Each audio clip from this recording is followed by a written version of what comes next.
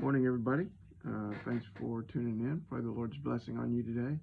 Um, so yesterday I talked about how sometimes doing a study, when you do studies about the names of God, it introduces you to the character of God. You know, Jehovah Shalom, he's the God who gives peace. Jehovah Nisi, the God who gives a victory. Jehovah, I think it's Ra'ah, he's the good shepherd. Jehovah Jireh, he's the is that the provider. Jehovah Rapha, the healer. You know, and that you learn about God's character and you learn about what He does. And then what I try to do at the end, I don't know if you picked up on it, but it's really more important that you know God in those ways experientially than it is that have this knowledge about his character. In fact, all of those stories, all of those names that he's given, someone gave him that name based upon an experience that they had with him. And experience with God, knowing God, is actually a real key to an effective prayer life. And so what you're going to have to do is you're going to have to cultivate an environment in your life where you really know God and are coming to know God and you're close to God. And I'm not talking about knowing about God.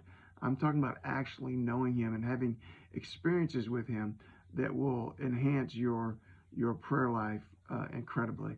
So most of y'all know my wife, Cheryl. She works at the school. She's the activities director. She does a lot of work for the state, student council and stuff like that on the state level. So she's got this whole other little realm of friends that I don't know. She often travels on the weekends or during the week. And so last weekend, some of her very good friends from that environment, I don't know, we're going to be in town. And she's like, yeah, we've got to go eat with them. So we went to eat with them. Now look, I'm not a people person to begin with. All right. If you didn't know that, now you do. A lot of people may think I'm shy. I'm really not shy. I don't do small talk. I don't know. It's just something about small talk that just not, I don't know. Anyhow, so I go out to eat with these people that I don't know. I don't know them. I don't know anything about them. I've heard their names. I've heard her say their names. So we sit down and I got nothing to say to them. I got nothing to talk to them about. I don't know them. They don't know me. I probably said, just 5 words the whole night. Anything I talked to them about was extremely superficial. Nothing was meaningful. Nothing was even important. It was just me trying to say something. So listen, if you don't know God, if you don't really know God, you're going to struggle with talking to God. You're going to struggle with what to say. You're going to struggle with what to talk about. You're going to just kind of not wait you can't wait till it's over, which was me sitting down there at that dinner, just watching the watch, waiting for it to be over. You've got to cultivate an environment where you know God. And you're going to have to start praying. And you're going to have to start talking to Him.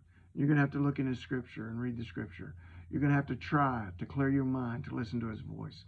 And as you pray, and as you see Him answer your prayers, and as you come to know Him as a shepherd, as a provider, as a healer, as the one who gives peace, or whatever way He meets whatever need in your life. As you come to know Him in that way, you need to internalize it. You need to hide it in your heart. You need to let it build your faith. You need to write it down so you'll remember it and never forget it, because you need to come to know God personally and experientially. And when you do, your prayer life will explode.